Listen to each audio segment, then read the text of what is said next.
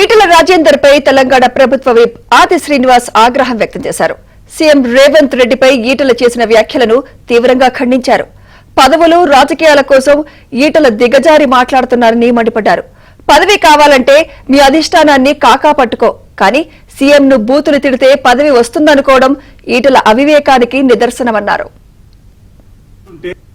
ఈటల రాజేందర్ గారు, మీరు మా ముఖ్యమంత్రి గౌరవ శ్రీ రేవంత్ రెడ్డి గారి పైన మాట్లాడినటువంటి మాటలను తీవ్రంగా ఖండిస్తున్నాను.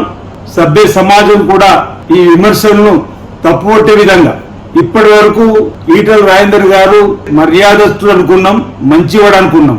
కానీ ఇలా దిగజారి మాట్లాడే మాటలు చూస్తుంటే మీరు మీ పార్టీ అధ్యక్ష పదవి కావాలనుకుంటే మీ అధిష్టాన వర్గాన్ని కాకా పట్టుకోండి తప్ప ఈ విధంగా ముఖ్యమంత్రి గారిని బూతులు తిట్టి పదవి సంపాదించుకోవాలనుకోవడం అది మీ అవివేకానికి నిదర్శనంగా మేము భావిస్తా ఉన్నాం.